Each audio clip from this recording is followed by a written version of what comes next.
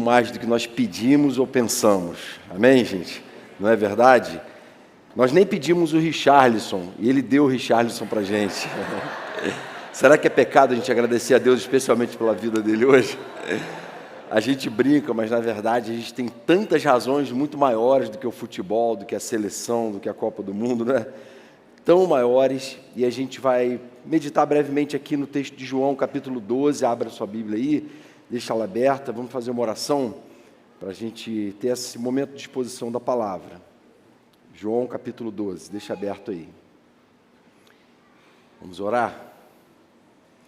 Senhor querido, obrigado por tantos testemunhos tremendos que a gente acabou de ouvir e tantos outros que a gente não vai ter oportunidade de ouvir, mas de coisas grandiosas que o Senhor tem feito no nosso meio e longe de nós, Senhor, não darmos atenção a tudo isso, não atribuirmos ao Senhor toda a honra, toda a glória e todo o louvor.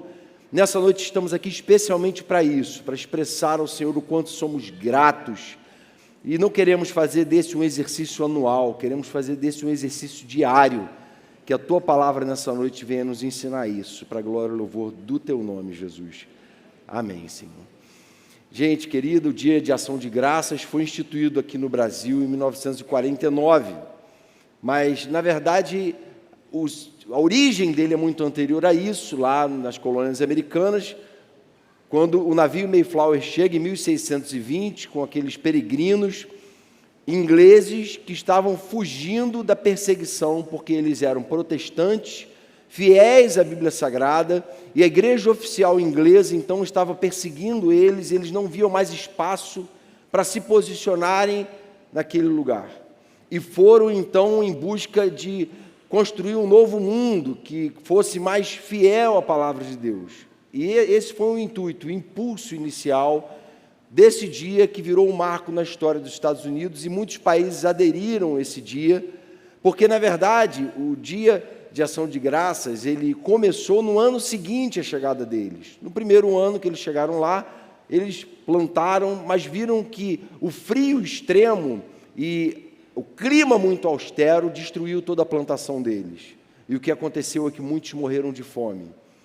E o que se sucedeu foi muito bonito, porque os nativos daquele país resolveram ensinar para aqueles ingleses como cultivar o solo dentro daquele clima tão austero. E em 1621, eles têm uma colheita abundante e convidam aqueles nativos para participar de um momento de gratidão a Deus.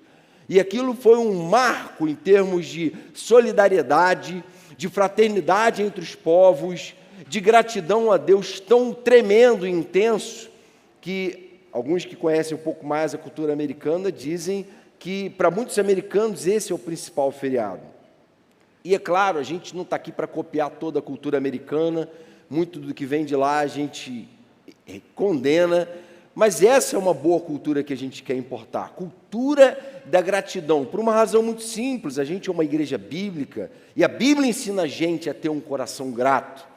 Não foi isso que Paulo diz em Tessalonicenses? Deem graças em todas as circunstâncias, pois esta é a vontade de Deus para com vocês em Cristo Jesus. Paulo fala assim, a vontade de Deus para com vocês é que vocês entendam a centralidade de um coração grato na espiritualidade cristã, na caminhada de vocês com Deus. Existe um debate teológico em torno da ideia que é o seguinte, da ideia de, será que missões são a razão mais importante de a igreja estar aqui ainda? Ou será que é a adoração?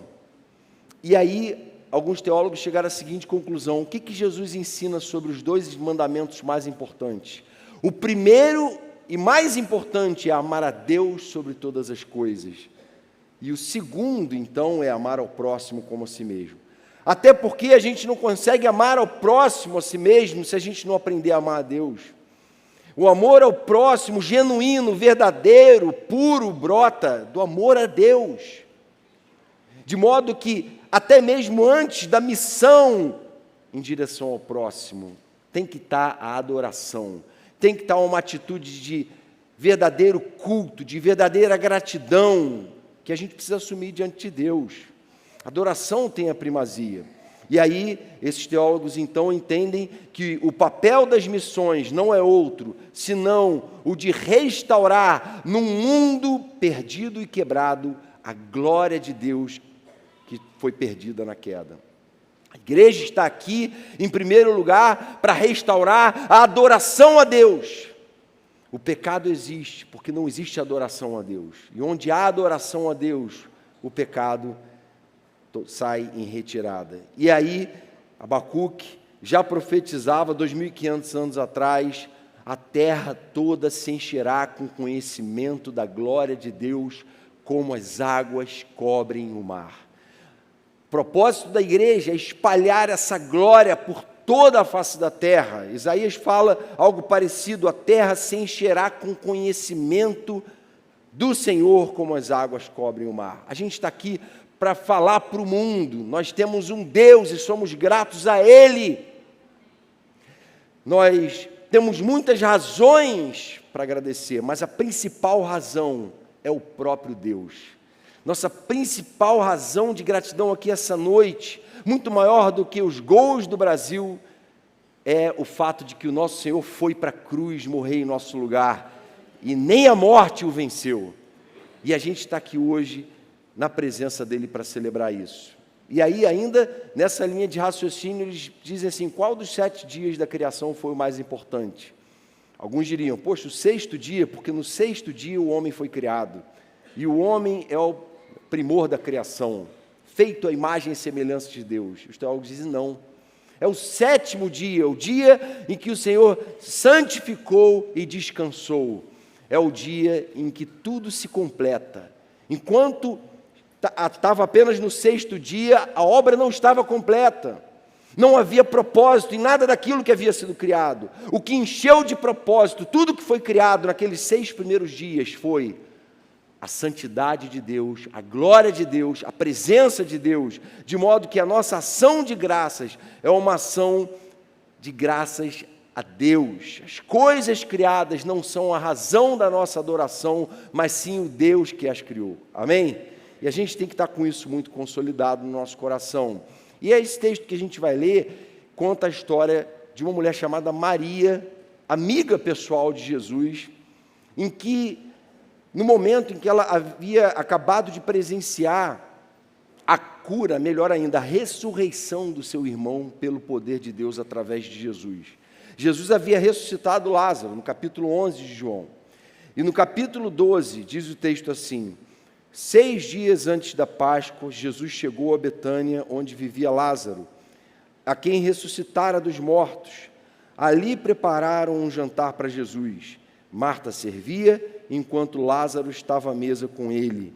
Então Maria pegou um frasco de nardo puro, que era um perfume caro, derramou sobre os pés de Jesus e os enxugou com seus cabelos, e a casa encheu-se com a fragrância do perfume.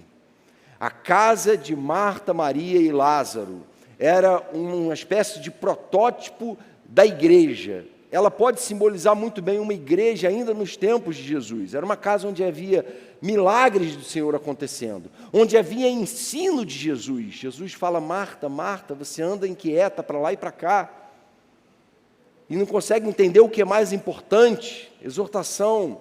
Naquela casa havia ceia. Esse texto está relatando aqui um momento em que eles sentaram para cear.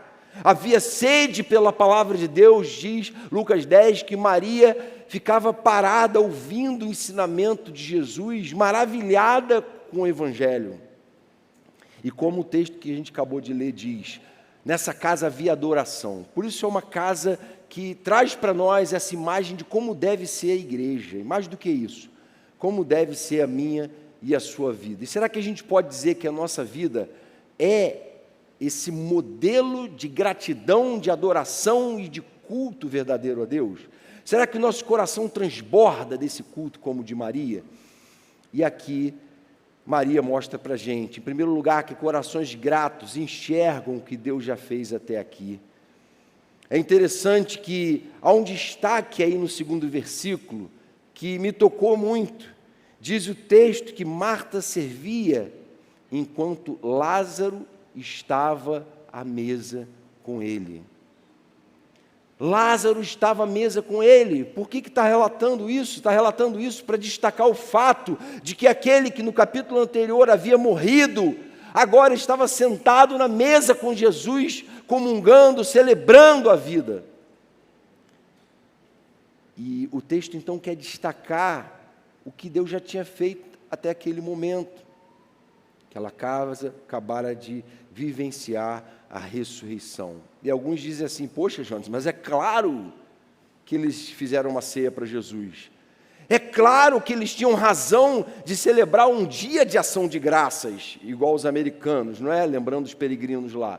É claro, olha que razões tremendas, que coisas maravilhosas e grandiosas. Mas eu não tenho nada tão tremendo assim. Será que não? Já parou para pensar que na minha e na sua casa também já houve ressurreição?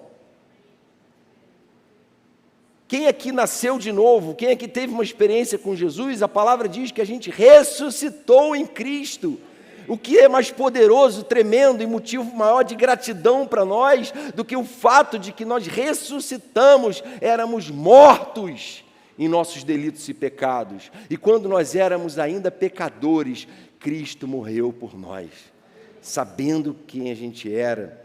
Então, todos nós temos muitos motivos para agradecer a Deus. Se a gente parar e fizer um exercício e pensar no último ano, temos muitos motivos para agradecer a Deus. E é importante que a gente lembre dessas coisas. É importante que a gente fale, Lázaro está na mesa. É importante que a gente olhe para os nossos filhos que várias vezes adoeceram e fale, hoje eles estão saudáveis, estão curados. É importante que a gente olhe para a nossa despensa, que um dia talvez tenha estado vazia e diga, hoje está cheia. É importante que a gente seja grato por tudo que está à nossa volta como provisão da parte de Deus. E expresse gratidão. Eu gosto muito do versículo de Lamentações 3:21, Jeremias, o profeta chorão, que escreveu as lamentações diante do momento em que o povo havia ido para o cativeiro babilônico. Mas veja bem, um profeta que se lamentava e que falava de um período de juízo, de cativeiro, ele diz o seguinte, quero trazer à memória o que pode me dar esperança. Não importa se o que eu vejo diante de mim é cativeiro, é luta, é enfermidade, eu vou sempre trazer à memória o que pode me dar esperança. Não importa o deserto que eu esteja enfrentando, eu nunca vou esquecer o que Deus fez por mim até hoje. Sabe Jó, quando a mulher dele fala, amaldiçoa o teu Deus e morre, o que Jó faz? Amaldiçoa o dia do seu próprio nascimento. Como é que eu vou amaldiçoar Deus, que sempre me abençoou tanto, que sempre esteve tão presente na minha vida? E a gente precisa aprender o caminho da gratidão. Eu gosto muito do relato de João 6, que mostra aquele momento da multiplicação dos 5 pães e dos 2 peixes, porque ali tem 3 comportamentos que a gente observa. Diz o texto que Jesus, percebendo que Filipe era meio incrédulo, ele resolve provocar Filipe. E ele olha aquela multidão de 5.000 homens, sem contar mulheres e crianças, e diz assim, olha, é gente demais, o que a gente vai dar para esse pessoal comer? E quando Jesus faz esse tipo de pergunta, ele não estava jogando conversa fora. Ele estava querendo provocar Filipe, ele estava querendo saber de Filipe em que pé estava a fé dele. E aí Filipe responde assim, olha Senhor, nem que a gente tivesse 200 denários, nem que a gente tivesse 10.000 reais, a gente conseguiria dar comida para tanta gente. Nem que a gente tivesse muito dinheiro, Senhor. A perspectiva de Filipe é uma perspectiva de alguém que, nem que eu estudasse muito, eu vou passar nesse concurso. Nem que eu me esforçasse muito, valeria a pena. É alguém que está sempre olhando para baixo e puxando a fé das pessoas para baixo. É um incrédulo, encardido. E aí André fala assim, Senhor, tem um garoto aí que tem 5 pães e 2 peixes. Mas isso que é para tanta gente? Senhor, eu acho que tem saída, hein? Eu estou sacando que o Senhor pega coisa pequena e multiplica. André estava começando a entender a lógica do poder de Deus e de quem era Jesus. E Jesus pega aqueles 5 pães e 2 peixes e ele agradece a Deus. E quando Jesus agradece, o milagre da multiplicação acontece. Para dizer assim, gente, a gratidão tem que estar na frente, tem que estar em primeiro lugar. Todos nós, eu sem conhecer a realidade da maioria de vocês aqui de perto, eu tenho certeza que você que está me ouvindo tem muito mais razão para agradecer do que para murmurar, para se queixar. Mas a gente tem uma natureza que faz com que a gente só queira se queixar, só queira murmurar. Por isso que a nossa gratidão tem que ser intencional, a gente tem que decidir agradecer, não é verdade? Veja a realidade do Brasil, tirando um pouco o foco de nós, o desemprego recuou no Brasil no último ano de 14% para 8,7%. Isso não é motivo para agradecer? O país está andando para frente. A extrema pobreza caiu para um nível recorde na história do Brasil, para 4%. Você tem um emprego hoje, você tem saúde, você é parte do corpo de Cristo, você tem certeza da salvação, você hoje está frequentando uma igreja saudável, que prega com fidelidade a palavra de Deus. Você tem então razão de sobra para demonstrar a Deus gratidão. Porque na verdade, eu gosto muito do Salmo 116, que o salmista fala assim, olha, que daria ao Senhor por todos os seus benefícios para comigo? O que eu vou dar para o Senhor? Tem alguma coisa que eu possa dar ao Senhor? Ele faz essa reflexão, e aí ele conclui o seguinte, olha, a única coisa que eu posso dar ao Senhor é erguer o cálice da salvação e invocar o seu nome, é cumprir os meus votos na presença de todo o seu povo, é viver a vida cristã normal, é viver a comunhão do corpo de Cristo, é me alegrar em conhecer cada vez mais a revelação dEle, é amar pessoas e me deixar ser amado por elas, é servir pessoas e me deixar servir por elas, e viver uma vida de culto e de gratidão a Deus. E o mesmo Davi, no momento em que estava consagrando as ofertas para a construção do templo, ele fala uma coisa também que me marca muito, em termos de alguém que tem um coração grato, que entendeu as coisas. Davi entendia muito de teologia, impressionante como Deus se revelava a ele. Ele diz assim, no momento da dedicação daquelas coisas doadas, agora, o nosso Deus, damos-te graças e louvamos o teu glorioso nome. Mas quem sou eu e quem é o meu povo para que pudéssemos contribuir tão generosamente como fizemos, uma vez que tudo vem de ti e nós apenas te demos o que vem das tuas mãos? Senhor, eu tenho muita gratidão, porque até mesmo as coisas que eu te dou é por ilusão, porque na verdade tudo que eu tenho vem do Senhor, das tuas mãos. É o Senhor que me sustenta, é o Senhor que sustenta o meu fôlego, é o Senhor que me dá força, é o Senhor que renova as suas misericórdias sobre a minha vida todos os dias. Então, naturalmente, nós somos murmuradores, por isso a palavra nos ordena que a gente seja intencionalmente grato, e a gente precisa aprender isso na palavra. A segunda coisa que eu vejo nesse texto de Maria, que foi alguém que exemplarmente ensinou para a gente a expressar gratidão, é que corações gratos estão comprometidos em oferecer a Deus o seu melhor. Diz o texto que Maria pegou um frasco de nardo puro, que era um perfume caro, e derramou sobre os pés de Jesus e enxugou ele com seus cabelos. Maria derramou aquele perfume caro, aquele perfume que com certeza custou muito para ela, porque ela disse assim, quer saber que valor esse perfume tem? Quer saber, eu estou diante do Senhor da glória, eu estou diante do próprio Deus encarnado, eu não estou diante de um qualquer, e diante dele tudo é pequeno, e eu quero oferecer para ele o que eu tenho de mais caro nessa casa, eu quero derramar o que eu tenho de mais caro e precioso aos pés dele, e consagrar a ele toda a minha vida. Mas Judas não via Jesus assim. Judas via Jesus como um cara gente boa, como mais um rabi bacana. E aí o que ele fala? Que é isso? Que desperdício é esse? Ei! A gente podia pegar esse dinheiro e comprar coisa para os pobres. Judas se muniu de argumentos fortes para justificar a sua entrega parcial, para justificar o seu culto parcial, o seu culto aparente, a sua atitude de alguém que não tinha uma gratidão plena como a de Maria, que não via Jesus como Deus.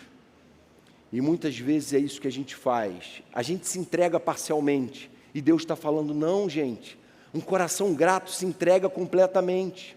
Ontem a gente teve uma aula aqui sobre dons espirituais, e uma coisa que a gente parou e refletiu junto aqui, foi que, muitas vezes a gente fala assim, poxa, por que a gente hoje não experimenta aqueles dons que os apóstolos experimentaram, né? Espirituais, aqueles sinais, aqueles prodígios, aquelas coisas maravilhosas. A palavra de Deus mudou? Não, não mudou, de lá para cá continua mesmo. Deus mudou de lá para cá? Não, Deus não mudou. Então o que mudou de lá para cá? O que mudou de lá para cá foram os cristãos, é a qualidade do nosso cristianismo. E aí a gente tem que fazer essa reflexão para dizer, cara, a gente tem buscado pouco, a gente não tem buscado a Deus com essa devoção toda, com essa entrega toda. E aí a gente tem que parar e pensar, meu Deus, quanta ingratidão. Jesus vem, faz o que fez por mim, morre na cruz por mim, e eu não tenho me entregado totalmente a Ele.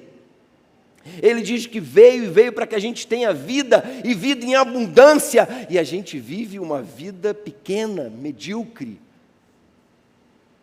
e a gente não ilumina as trevas onde a gente está. Não pode, tem que iluminar. Mas como é que acontece isso? Quando a gente se entrega completamente. Todo mundo ali foi impactado com Maria, e a palavra ensina para a gente isso, Eclesiastes 9:10, o que as suas mãos tiverem que fazer, que façam com toda a sua força. Tem que haver isso. Os jogadores não só do Brasil que estão lá no Catar, mas de todos os times, de todas as nações, estão lá dando o seu melhor. Se não estão, deveriam estar para uma coroa corruptível, como Paulo fala, não é? Um troféu que perece. Quanto mais nós que estamos em busca da coroa celestial, deveríamos nos entregar completamente, amar o Senhor de todo o nosso coração, com toda a nossa alma, com todo o nosso entendimento, com todo o nosso tempo, com todos os nossos recursos. Então ofereça ao Senhor nada menos do que tudo. Isso expressa gratidão verdadeira. E esse é mais um exemplo que Maria dá para a gente. O terceiro é que corações gratos impactam a vida de todos à volta. Olha o que diz o texto. E a casa encheu-se com a fragrância do perfume. Aquele ato de adoração de Maria, aquela entrega plena de Maria, não foi algo que apenas trouxe um impacto sobre a vida pessoal dela, sobre a relação dela com Deus, não. Aquilo exalou um perfume que impregnou aquele ambiente. E a nossa vida está sempre impregnando o ambiente com algum tipo de perfume. E a gente precisa parar para pensar. Charles falou da atmosfera que Deus tem feito aqui na nossa reunião de oração, não é? Todo ambiente tem uma atmosfera. E qual é a atmosfera que a gente está gerando? Será que é a atmosfera de gratidão? Será que os meus vizinhos podem falar assim, olha esse Jonatas que mora aqui do lado, que atmosfera bendita é essa da casa dele, olha que casa cheia de paz, cheia da presença de Deus. Ou será que fala, Jonatas está gritando muito com o Monique, hein? Jonatas não tem paciência nenhuma com os filhos. A gente está exalando algum tipo de perfume. E aí Paulo usa essa mesma figura para dizer assim em Coríntios, porque nós somos para com Deus o bom perfume de Cristo, tanto para os que são salvos, como para os que se perdem, para com este cheiro de morte para morte, para com aqueles aroma de vida para vida.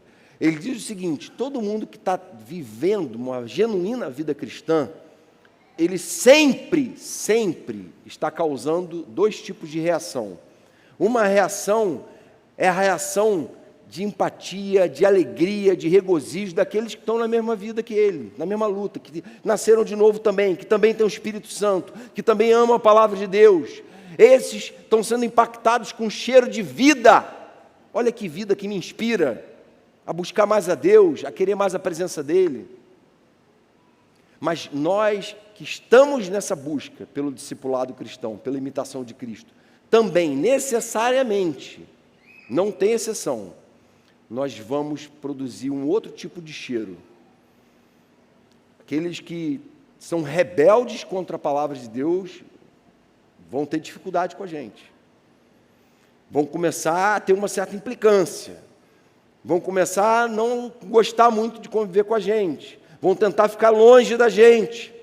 Porque estão percebendo aquilo não como cheiro de vida, mas como cheiro de morte. Porque o testemunho da igreja expõe a condenação deles e a rebeldia deles. E aí, gente, a gratidão provoca isso. A gratidão nos faz exalar o bom perfume de Cristo. E nem sempre ela vai agradar pessoas. Mas a gente precisa desenvolver isso. E a gente precisa falar, Senhor, faz de mim mais grato. Mesmo que isso não vá agradar todo mundo. Mas o que importa é saber que eu estou te agradando. O que importa é saber que eu estou aprendendo a ser um adorador como Maria foi no tempo que ela teve aqui. Algumas aplicações para a gente concluir aqui essa nossa meditação. A primeira delas, decida enxergar, ou melhor, decida expressar gratidão todos os dias. Por que decida expressar gratidão? Porque não é natural. Porque a gente precisa se empenhar por isso. A gente precisa estar junto orando. A gente precisa fazer disso um hábito. Alguns dizem assim, eu não fico orando na hora de almoçar, na hora de dormir, não, porque isso é um ato muito mecânico, né? Está errado. A gente tem que criar ritos, sim, isso faz bem para a gente. Não despreze os 3 momentos em que Daniel parava tudo e se colocava diante de Deus em oração. Havia propósito naquilo. Jesus, de vez em quando, se retirava e orava. A gente precisa valorizar essas investidas. Eu preciso estar junto, eu preciso agradecer, eu preciso estar lá, 4ª, quinta-feira de novembro, todo ano, dizendo, Senhor, obrigado, obrigado, Senhor. Eu preciso intencionalmente vir domingo, expressar minha adoração a Deus, para que todos vejam que há um povo que não vive mais em estado de rebeldia contra Deus, mas que se reconciliou com Ele e que quer voltar a viver em adoração a Deus. Isso tem que ser intencional. Eu preciso do discipulado, eu preciso da célula, eu preciso confessar, eu preciso adorar, eu preciso agradecer, e esse exercício tem que ser diário, sempre e para sempre. Segunda aplicação, esteja certo de que você está oferecendo para Deus o seu melhor, nada menos do que o seu melhor, não é? Você pode dizer isso hoje? Olha, Jonas, eu estou oferecendo para Deus o meu melhor, e às vezes eu sinto que é insuficiente, mas que é o meu melhor que eu me entreguei completamente, eu me entreguei. E eu todos os dias tenho como a minha maior preocupação agradar o meu Senhor. Muito mais do que os jogadores da seleção querem agradar Tite. Eu quero agradar o meu Senhor. Eu quero agradar, eu quero servir a Ele, eu quero dar o meu melhor para Ele. Porque no final das contas, eu não vou receber uma taça perecível. Porque no final das contas, a minha alegria vai ser a glória eterna dEle, diante da qual eu vou viver com Ele e com todo o povo dEle eternamente.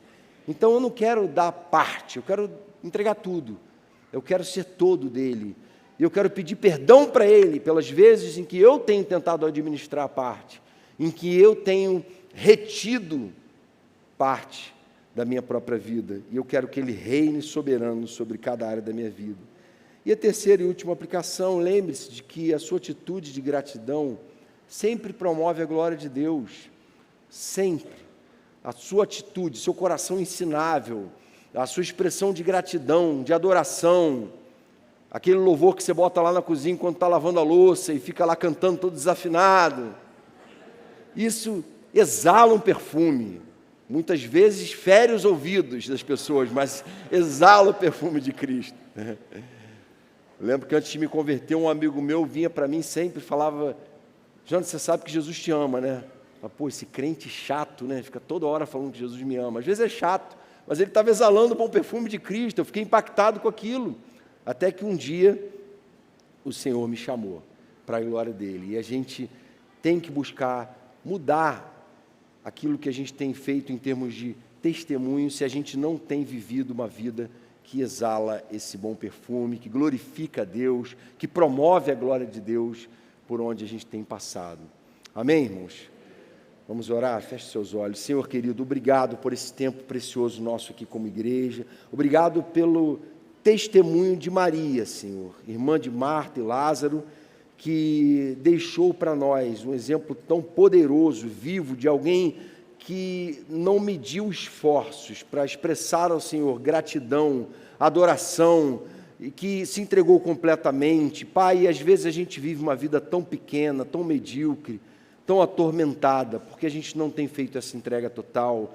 Por isso a gente muitas vezes não tem experimentado dons espirituais e o Teu poder. Por isso pedimos, tem misericórdia de nós e vem nos fazer verdadeiros adoradores, que adoram em espírito e em verdade, que vivem uma vida que muito mais expressa adoração do que murmuração, e que vivem assim, exalando o Teu bom perfume por onde a gente está. Em Teu nome que te pedimos, Jesus.